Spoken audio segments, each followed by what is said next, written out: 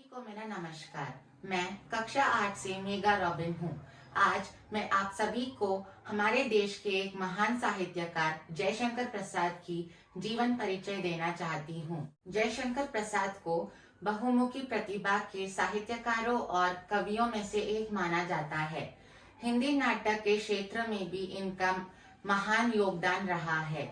जयशंकर प्रसाद ने नाटक, कहानी, उपन्यास तथा निबंध जैसे हिंदी साहित्य की विधाओं को अपने प्रतिभा से प्रकाशित किया है। जयशंकर प्रसाद का जन्म 30 जनवरी 1889 को उत्तर प्रदेश वाराणसी के काशी में हुआ था। इनके दादाजी का नाम शिवरत्न साहू तथा इनके पिताजी का नाम देवी प्रसाद था और इनके बड़े भाई का नाम शंभू रत्न था। जयशंकर प्रसाद के दादाजी शिवरत्न भगवान शिव के बहुत बड़े भक्त और बहुत ही दयालु व्यक्ति थे। इनके पिता भी बहुत ही उदार, दानी और साहित्य से प्रेम करने वाले व्यक्ति थे। एक बार जब वे अपने माताजी के साथ अमरकंटक यात्रा से लौटे, ठीक उसके उपरांत इनके पिताजी का देहांत हो गया और वे अपने पिता के प्रेम से वंचित हो गए। इनकी माताजी भी इस दर्द को सहन नहीं कर सकी और उन्होंने अपने पति के मृत्यु के मात्र 4 वर्ष के पश्चात अपना देह रूप त्याग दिया। इसके बाद जयशंकर प्रसाद के बड़े भाई शंभू रत्न ने इनकी पालन पोषण और शिक्षा का उचित प्रबंध किया। घर पर ही इन्होंने संस्कृत के साथ ही साथ अंग्रेजी, हिंदी, उर्दू तथा फारसी का गहन अध्ययन किया।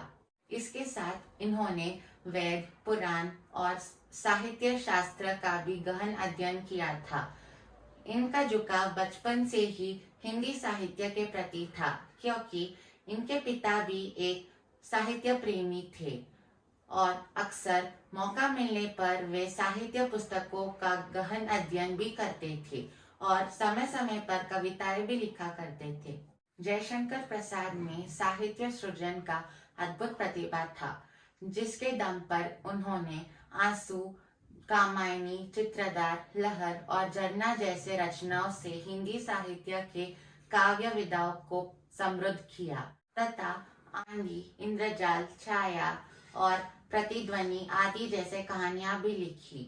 साथ ही साथ इन्होंने कंकाल, तितली और इरावद जैसे प्रसिद्ध उपन्यासों की भी रचना की। जयशंकर प्रसाद ने सज्जन, चंद्रगुप्त, स्कंदगुप्त, आजाद शत्रु और प्रायश्चित आदि जैसे नाटकों की रचना कर हिंदी साहित्य के नाटक विधा का अलंकृत किया है। इनके नाटकों में भारतीय संस्कृति, राष्ट्रीय भावना और भारत के गौरवशाली इतिहास की झलक भी साफ साफ दिखाई देती है। जयशंकर प्रसाद ने अपने रचनाओं में विचारात्मक, चित्रात्मक और भावात्मक शैली का प्रयोग किया है।